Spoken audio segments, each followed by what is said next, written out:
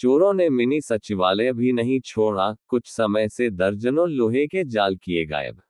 DC, SSP से लेकर सभी जिला प्रशासन के आला अधिकारियों के लिए बना मिनी सचिवालय में जहां दिन के समय कड़ी सुरक्षा देखने को मिलती है, वहीं रात को उक्त महत्वपूर्ण वीवीआईपी क्षेत्र वीराना हो जाता है।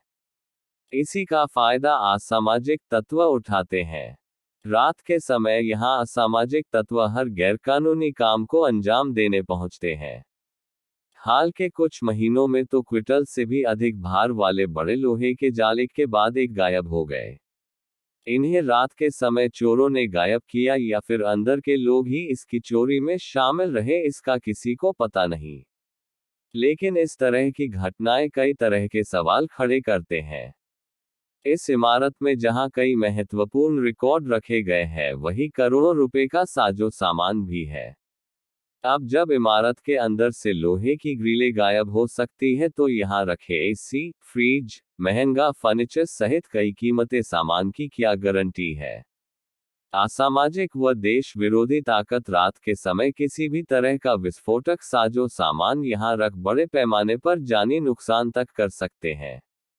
इस गंभीर विषय पर जिला प्रशासन व पुलिस प्रशासन के आला अधिकारी आंखें मूंद कर बैठे हैं। इस इमारत में दिन के समय हजारों की तादाद में पब्लिक भी पहुंचती है।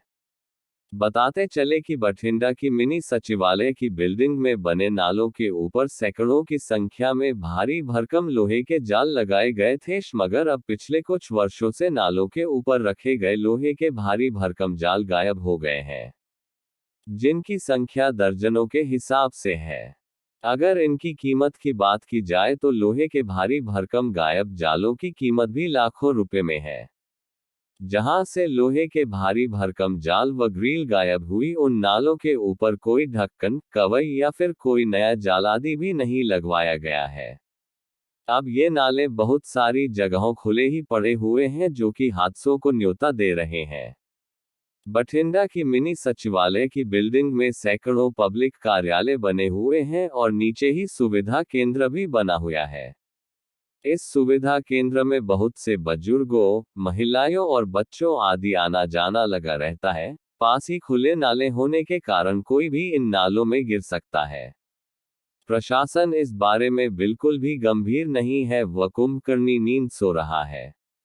डिप्टी कमिश्नर बठिंडा की तरफ से वर्ष 2022 में जालों के संबंध में सिर्फ और सिर्फ 4 पत्र निकाले गए थे, जो भी कार्रवाई के अभाव में खाना पूर्ति बनकर रह गए। यह चारों पत्र मार्च 2022 में निकाले गए थे। लगभग 1.5 वर्ष का समय गुजर जाने के बाद न तो चोरों का पता चल सका और न ही लोहे के जाल दोबारा लगवाए गए हैं। बिल्डिंग के अंदर हर रोज पुलिस का आना जाना लगा रहता है, मगर फिर भी मिनी सचिवालय की इस बिल्डिंग में से लोहे के भारी भरकम जाल गायब होने की जांच नहीं करवाई। डीसी की तरफ से पत्र नंबर 250 तिथि 4 मार्च 2022 को कार्यकारी अभियंता, प्रांतीय प्रभाग, B&M शाखा, बठिंडा को जो पत्र लिखा, उसमें कहा गया कि मिनी सचिवालय कॉम्प्लेक्स में पार्कों के आसपास नाले बने हुए हैं और नालों के ऊपर रखी जालियां टूटी हुई है और कुछ जालियां ही गायब हैं। इस बिल्डिंग में आने जाने वाले किसी भी व्यक्ति से नाले में गिरने का खतरा बना रहता है, इसलिए मिनी सचिवालय में लगी सारी जालियों की चेकिंग करवाई जाए और जालियां रखवाई जाए। वहीं एक पत्र में रात को मिनी सचिवालय कॉम्प्लेक्स की सुरक्षा के लिए गार्ड तैनात करने को कहा था, मगर आज तक गार्ड तैनात नहीं की गई है।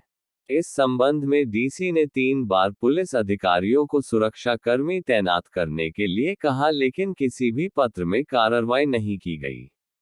इस संबंध में आरटीआई एक्टिविस्ट संजीव गोयल ने बताया कि उन्होंने इस लापरवाही के संबंध में डीसी व अन्य दफ्तरों से आरटीआई के तहत सूचना भी मांगी थी, लेकिन इसका आज तक जवाब नहीं दिया गया है।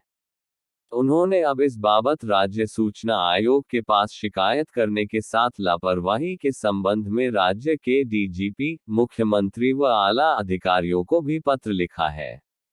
वही 1.5 साल से गंभीर मामले में लापरवाही करने वालों पर कार्रवाई की मांग की है।